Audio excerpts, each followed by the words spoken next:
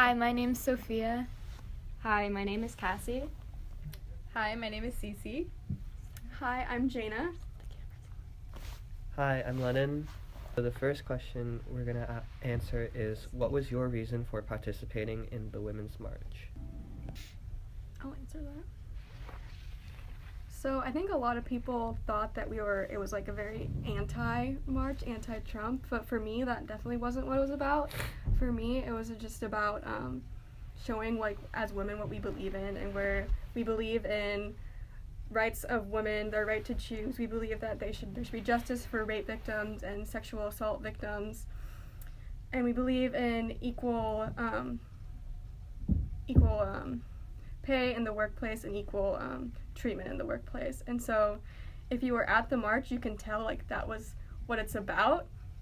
And like we got a lot of like backlash for being like, well, we were just talking about these very surface level problems. But if you're at the march and you heard the speakers, you heard the story of like all these women like who have faced sexual assault, who have faced like workplace mistreatment. And so I got a lot out of going to the march and hearing the speakers, and yeah. Okay. So the original reason that I went to the march is because my mom actually said, let's do this together, as kind of like a generational thing.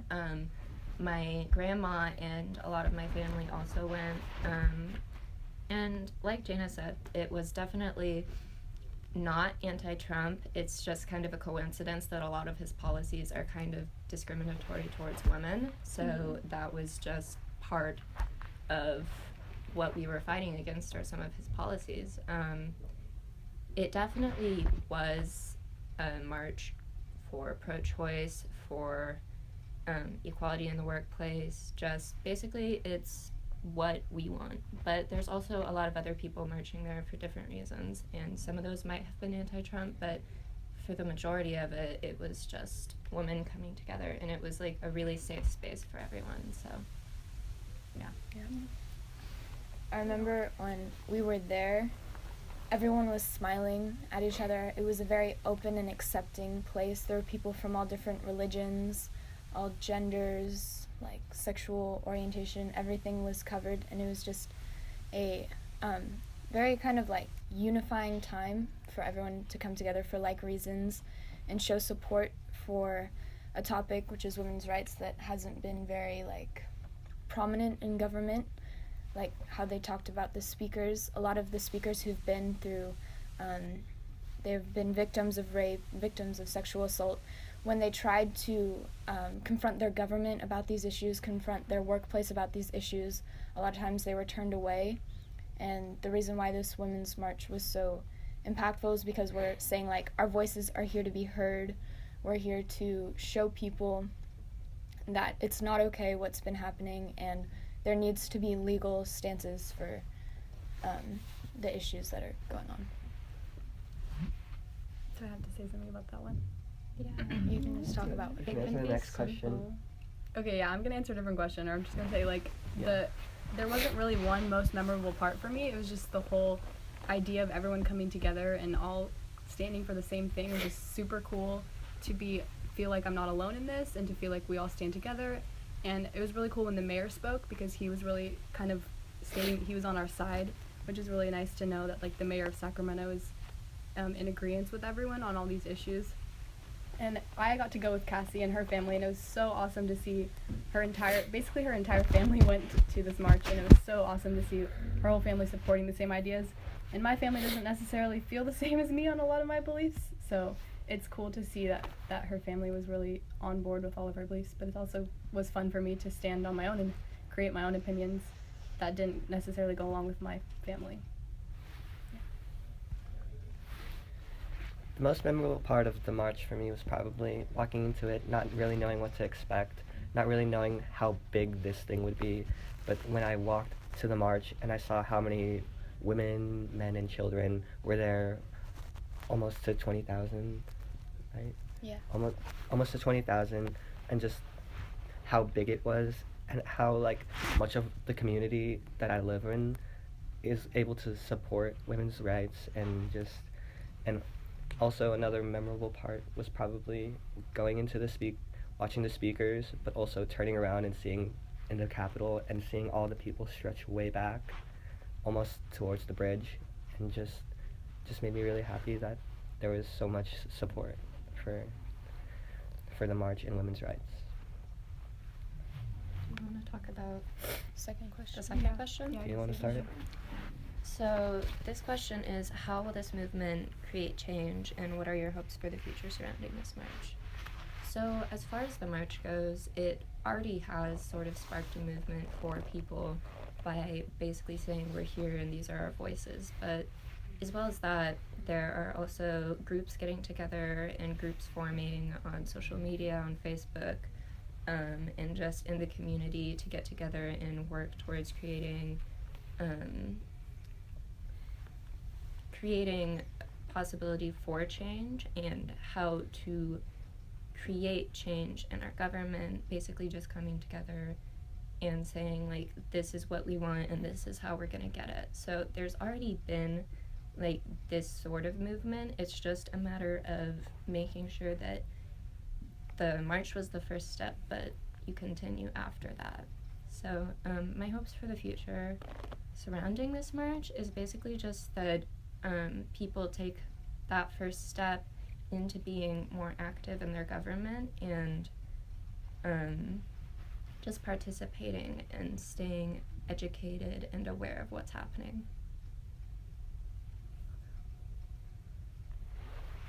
So, piggybacking on that question on like if it's going to create any change, I think a lot of people don't know that this march is actually held in all 50 states and in countries all around the world. And even a lot of people have said that the Middle Eastern women, we are not talking about their issues, and we're not talking about the issues of people in third world countries or the women there.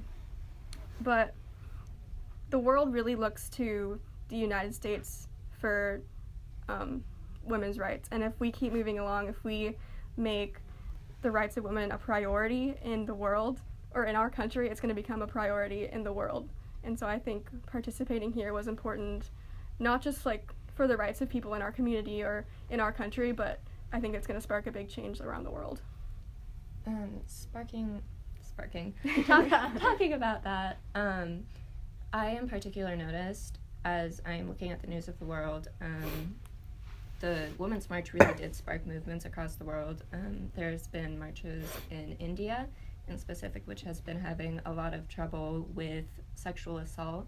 On New Year's Eve, I believe, there was, as women were going out to celebrate, they were getting assaulted in crowds. So they actually used this as an opportunity to speak out about that, and they had a women's march. And while it might have not been as big because there's more chance for retaliation in these countries, it's definitely a start. So that's positive. Yeah.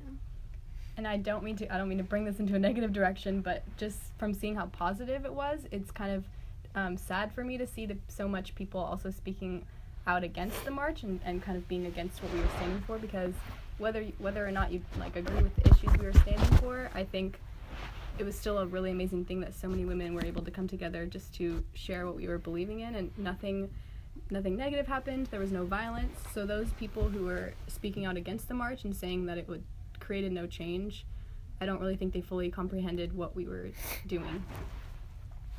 Yeah, to top up that, it was held in all 7 continents of the world, so just to like think that around the world, like everyone was for this. Well, not everyone obviously is for this, but every country, every like land where humans are on Earth is for the Women's March. That did not go as planned.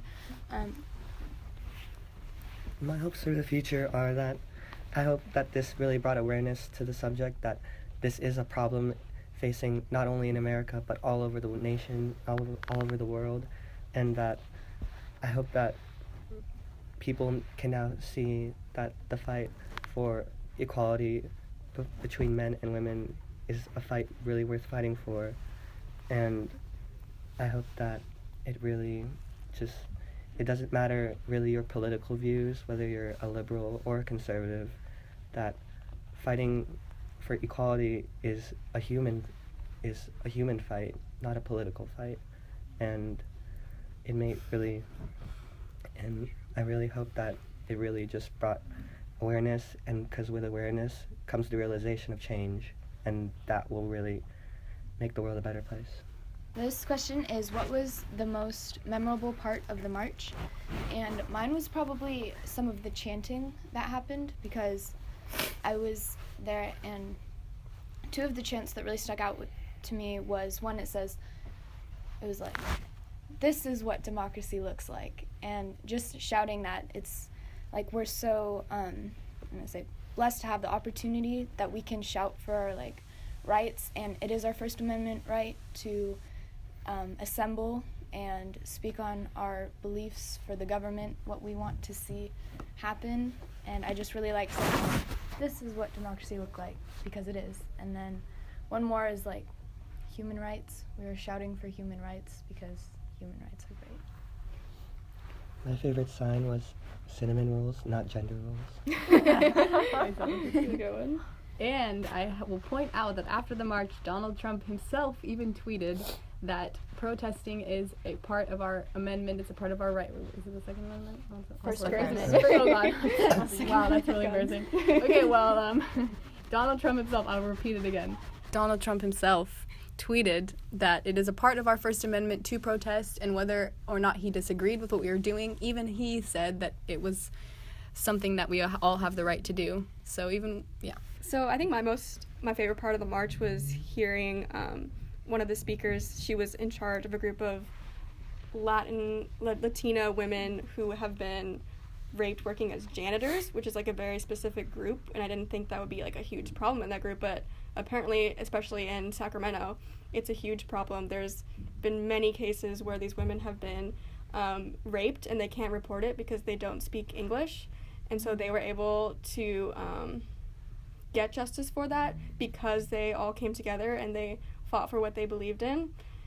And I thought that was super empowering, and that's just one example of women in the community who come together and have gotten justice. So if that can work and we have 20,000 people in our community fighting for women's rights, we can do anything. That's all I gotta say. yeah.